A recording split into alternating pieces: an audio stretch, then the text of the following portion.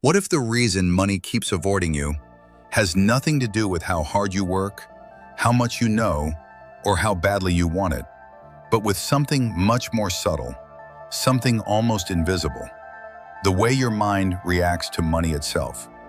And what if, without realizing it, every time you think about money with urgency, pressure, or even silent anxiety, you are actually reinforcing the exact condition that keeps it out of your life?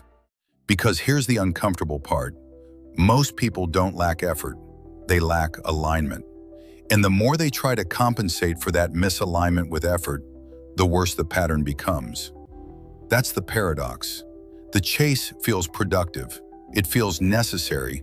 It feels responsible. But what if the chase itself is the signal of absence? And if that's true, then every time you mentally run after money, you're not moving closer to it. You're confirming that it's not yours yet. Now pause for a second, because this is where things start to shift. If money is not just earned, but also responded to, then the real question isn't, how do I get more money? But something much more dangerous.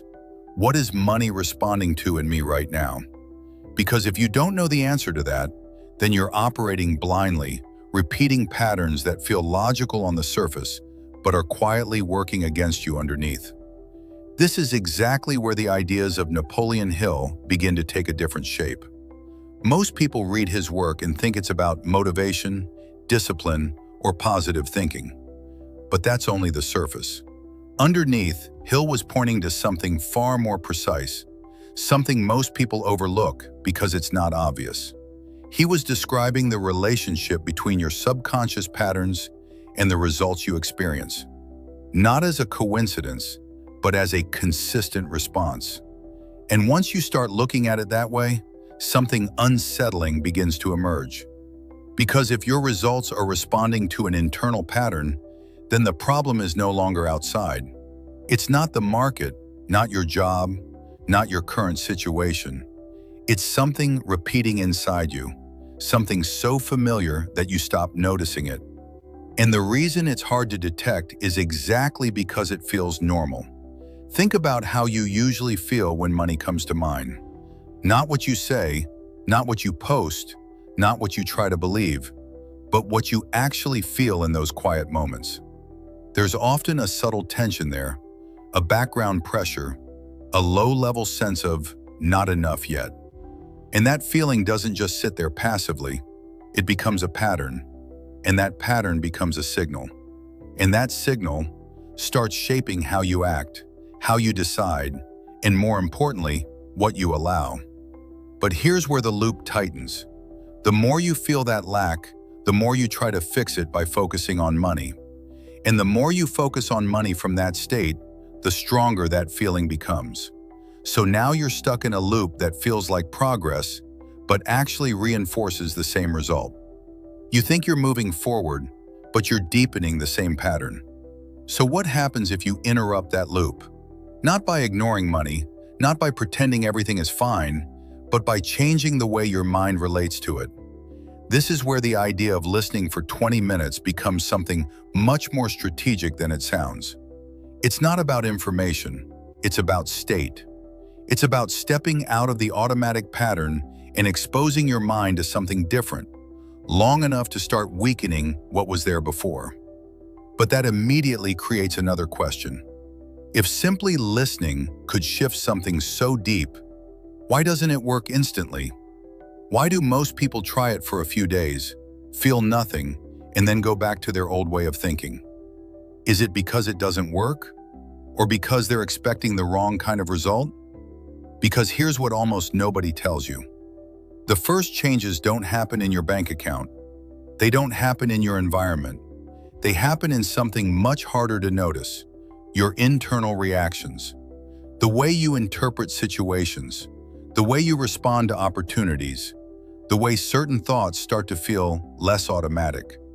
But if you're only looking for external proof, you'll miss all of it.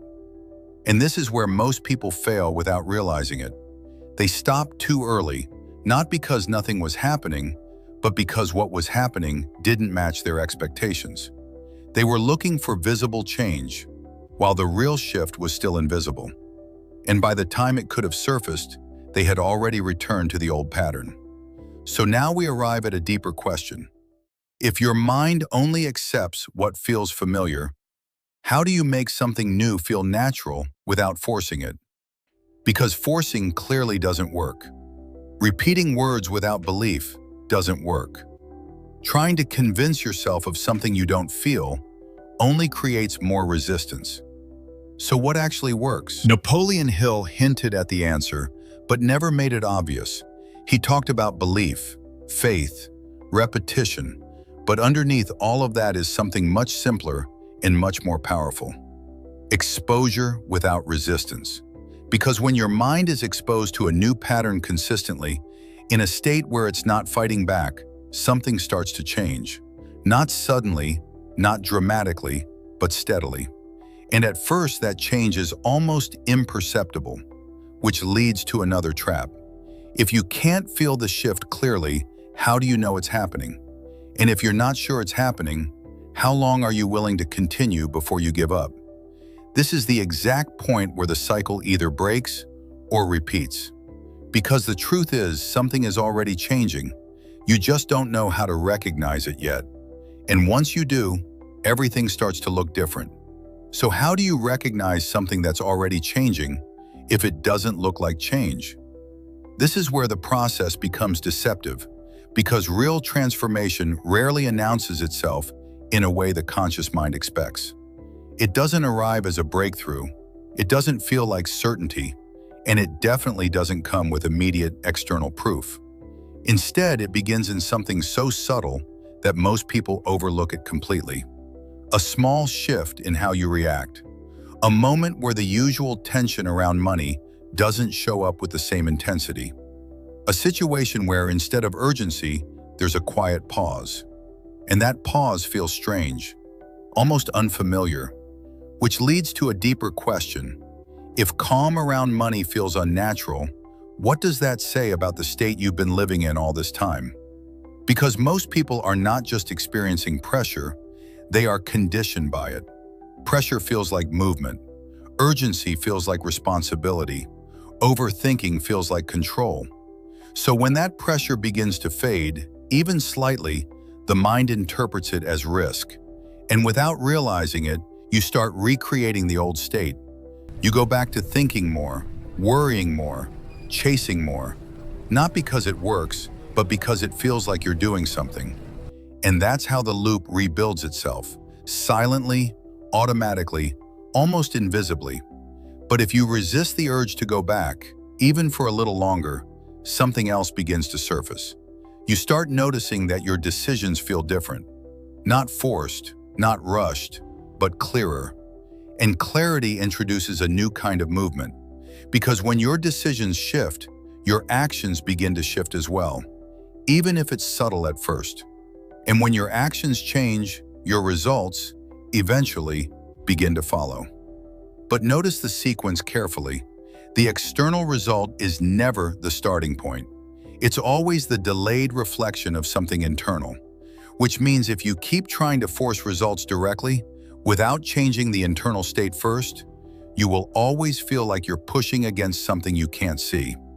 Now this brings us back to the idea of listening for 20 minutes. At first it sounds passive, almost insignificant, but in reality, it's a deliberate interruption of your default pattern. It creates a space where your mind is no longer reacting automatically, but instead absorbing something different. And the more consistently you enter that space, the more your internal baseline begins to shift. But here's the part that confuses most people. That shift doesn't feel like gaining something new.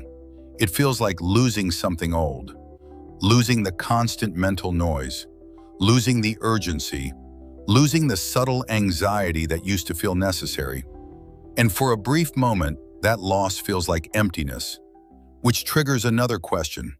If you remove the pressure, the overthinking, and the constant mental engagement with money, what remains? Because most people have never experienced that state. They've spent years equating financial focus with mental strain. So when the strain disappears, they assume something is missing. But what if that emptiness is not a void, but a space? A space where a different pattern can finally form without resistance. Because something very specific starts happening in that space. Not externally, at least not yet, but internally. You begin to notice things you would normally ignore. Conversations feel slightly different. Ideas seem more obvious. Situations that once looked irrelevant now carry a certain weight. And most importantly, you pause. And that pause changes everything. Because in that pause, you are no longer reacting from your old pattern. You are observing from a different state. And that shift in perception begins to alter your interaction with reality itself, which leads to a deeper realization. Maybe opportunities were never absent. Maybe they were filtered by a mind that was too occupied with pressure, too conditioned to expect struggle, too focused on what was missing to recognize what was available. And if that's true, then the shift you're creating isn't about attracting something new.